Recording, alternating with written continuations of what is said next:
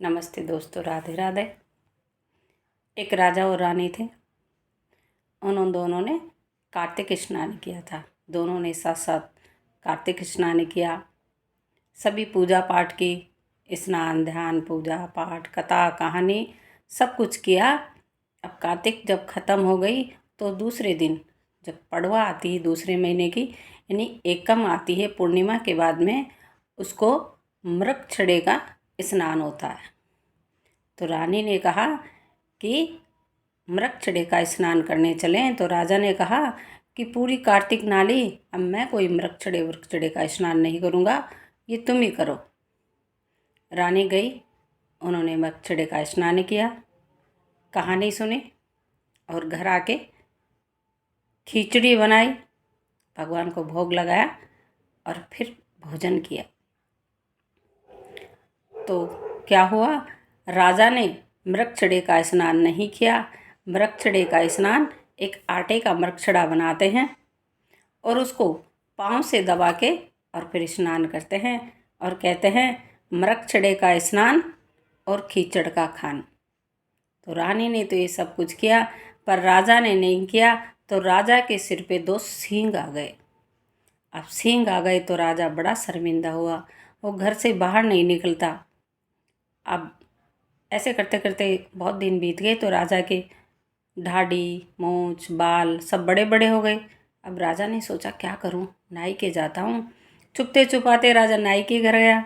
उसने कहा मेरी हजामत बना दे, बाल भी काट दे, पर ये किसी से ना कहना कि मेरे सिर पे सींग है। नाई ने कहा ठीक है।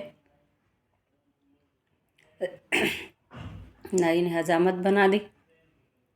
राजा घर चला गया। अब नाई के पेट में बात पची नहीं। घर जाके अपनी पत्नी से बोला तो किसी से मत कहना, पर क्या बताऊं, अपने जो राजा जी हैं ना उनके सिर पे सींग आ गए हैं। पत्नी ने कहा नहीं बताऊंगी, पर पूरी रात करवटें बदलते निकल गई, किससे कहूँ किससे कहूँ। सोचते सोचते सुबह जब जंगल गई तो खेजड़े का पेड़ था, उस खेजड़ी के पेड़ के पास जाके बोली कि सुनो, अपने जो राजा जी हैं उनके सिर पे 2 सींग आए गए। अब खेजड़ी के पेड़ ने सुन लिया। अब उस नगर में एक खाती रहता था, उसके बच्चे है ना उसको कह रहे थे कि पिताजी हमें बांसुरी बना के दो। अब खाती सुबह सुबह गया और खेजड़ी की लकड़ी काट के और बच्चों को बांसुरी बना के दे दी। अब बच्चे बांसुरी बजाते बजाते पूरे गांव में घूमे तो बांसुरी से कोई धुन ना निकले, बस यही निकले कि अपने जो नगर के राजा जी हैं उनके सिर पे 2 सींग आ गए हैं। अब ये बात धीरे धीरे पूरे नगर में फैल गई।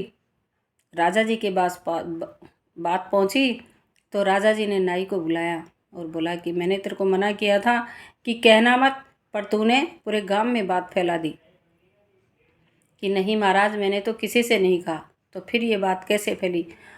उन बच्चों को लेके आओ जो बांसुरी में ये बात गा रहे हैं।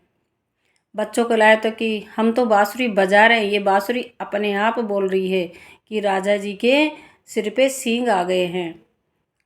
तो ये बांसुरी कहाँ से लाए हो? कि हमें तो हमारे पिताजी ने दी है बना के। खाती को बुलाया, खाती को बुला के पूछा भाई ये बांसुरी की लकड़ी कहाँ से लाए? कि महाराज जंगल से खेजड़ी से लेके आया हूँ, मेरे बच्चे जिद कर रहे थे सो मैंने लकड़ी काट के बांसुरी बना दी। अब ये बांसुरी धुन नहीं बजाती है और यही कहती है कि सुनो, हमारे अपने नगर में जो राजा जी है उनके सिर पे सींग है। तो फिर नाई से फिर बुला के पूछा कि तू सच सच बता, किसको बताया था? कि महाराज मैंने अपनी पत्नी को बताया था। पत्नी को बुला के पूछा कि तू सच बता, किससे कहा? कि नहीं कहा किसी से। कि नहीं बता, कहीं तो कही होगी, कुछ किसी को तो कहा होगा तभी इतनी बात फैली।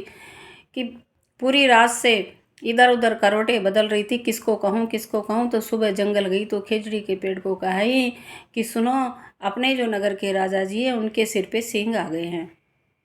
और ये बात खेजड़ी ने सुन ली। राजा ने एक ब्राह्मण बुलाया, विद्वान ब्राह्मण था। उससे पूछा कि हे ब्राह्मण देवता, अब मैं क्या उपाय करूं जो मेरे सिर से सींग चले जाएं? कोई तो उपाय बताइए। ब्राह्मण ने कहा हे राजन, इस नगर में जितने भी माता बहनें हैं उन्होंने कार्तिक मास का स्नान किया हो और मृगछड़े की कहानी सुनी हो, वो माता बहनें संकल्प करके जो भी फल उन्हें मिला हो वो तुम्हें दे दे, तो ये तुम्हारे सिर से सिंह हट जाएंगे। तो सारी नगर की माता बहनों को बुलाया गया, उनसे विनती की गई कि हे माता बहनों, तुमने जो कार्तिक मास में स्नान किया और जो मृगछड़े का स्नान किया है उसका फल मुझे दे दो, तो मेरे सिर से सिंह चले जाएंगे। माता बहनों ने संकल्प करके अपना जो भी पुण्य था, जो भी फल था, राजा को दिया। तो राजा के सिर से सिंह गायब हो गए। राजा ने उसी दिन उसी समय नगर में ढिंढोरा पिटा दिया कि जो भी माता बहनें कार्तिक मास का स्नान करे, कहानी कथा ध्यान व्रत नियम जो भी करे, पर कार्तिक मास खत्म होने पर पड़वा को यानी एकम को मृगछड़े का स्नान जरूर करें और उनकी कथा सुने। राधे राधे।